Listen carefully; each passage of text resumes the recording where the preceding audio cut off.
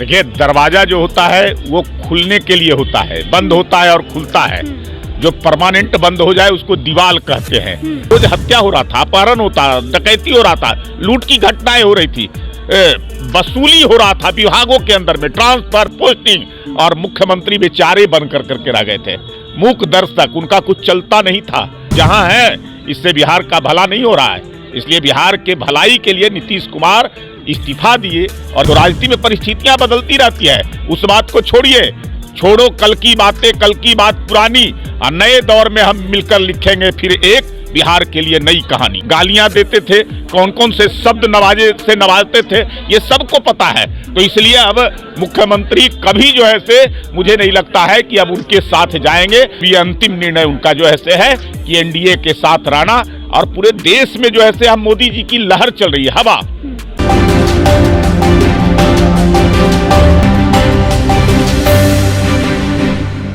नमस्कार, आप देख रहे हैं रब्जी लाइव और मैं हूं आपके साथ निधि सिंह। और इस वक्त हम बीजेपी कार्यालय में मौजूद हैं और अभी हमारे साथ मौजूद हैं बीजेपी के प्रवक्ता प्रेम रंजन पटेल सर। तो सर, जैसे कि अभी बिहार की सियासत में भूचाल मचा हुआ है और एक बार फिर से नीतीश कुमार एनडीए के साथ मिल गए हैं। यहाँ पे बीजेपी के सभी लोगों का कहना था कि कुछ भी हो जाए, नीतीश कुमार के लिए यहाँ का दरवाजा बिल्कुल बंद हो गया था। तो अब क्या हुआ सर? देखिए, दरवाजा जो होता है वो खुलने के लिए होता है, बंद होता है और खुलता है। जो परमानेंट बंद हो जाए उसको दीवार कहते हैं। तो दरवाजा तो इसी के लिए है। और राजनीति में परिस्थितियां बदलती रहती है, कब कौन सी परिस्थितियां आएगी। हम लोग को सीधे बिहार नजर आता है कि बिहार का विकास हो, बिहार का बेहतर हो, बिहार प्रगति करे और बिहार का परचम पूरे दुनिया में लहराए। इसके लिए हम लोग को जो भी करना होता है। बिहार में जंगल राज हो गया था, लगातार हत्याएं हो रही थी, माफिया राज सक्रिय हो गए थे। पहले ही सर बिहार में बहुत सारे लोगों को रोजगार भी तो मिला था जब महागठबंधन के साथ नीतीश। कोई रोजगार जो हमारे समय में एनडीए की सरकार में जो रोजगार मिला था और जो योजनाएं बनी थी, वही जो है से फिर से उसको नियुक्ति पत्र बंटवाया जा रहा था। ये जानबूझ कर करके इस प्रकार का श्रेय लेने के लिए। लेकिन कोई रोजगार किसी प्रकार का नहीं। यहाँ तो रोज हत्या हो रहा था, अपहरण होता, डकैती हो रहा था, लूट की घटनाएं हो रही थी, वसूली हो रहा था विभागों के अंदर में, ट्रांसफर, पोस्टिंग, और मुख्यमंत्री बेचारे बनकर करके रह गए थे, मूक दर्शक, उनका कुछ चलता नहीं था। जो लोग सक्रिय थे या हावी थे उनको समाप्त करना था। तब ना नीतीश कुमार जी इस्तीफा दिए तो उनको लगा कि हम जहां हैं इससे बिहार का भला नहीं हो रहा है, इसलिए बिहार के भलाई के लिए नीतीश कुमार इस्तीफा दिए। और इस्तीफा दे करके जब हम लोगों से समर्थन मांगे तो हम लोगों ने बिहार की बेहतरी के लिए, बिहार की भलाई के लिए फिर से एनडीए की सरकार हम लोग जो है से बनाने का काम। नीतीश कुमार का ही बयान सामने आया था कि कुछ भी हो जाए हम मिट्टी में मिल जाएंगे लेकिन भाजपा के साथ नहीं जाएंगे। देखिए, ये कई सारी जो है राजनीतिक परिस्थितियां होती है, उस परिस्थितियों के अनुसार बयान होते रहते हैं, लेकिन बदलते रहते हैं।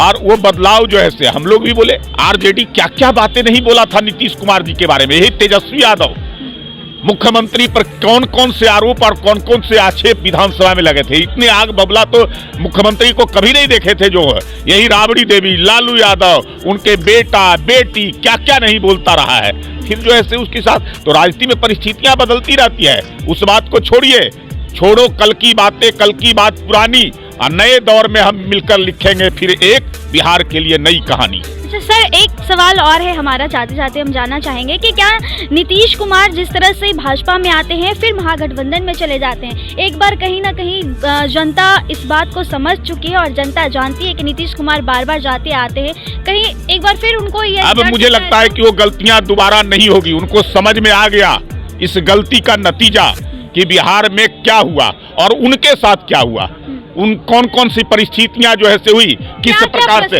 भाई लोग लगातार जो है से उनके ऊपर कह रहे थे। कोई कह रहा था मुखिया का चुनाव नहीं, वहां रह करके साथ में रह करके किस प्रकार से मुख्यमंत्री के बारे में बातें करते थे, गालियां देते थे, कौन कौन से शब्द नवाजते थे, ये सबको पता है। तो इसलिए अब मुख्यमंत्री कभी जो है से मुझे नहीं लगता है कि अब उनके साथ जाएंगे।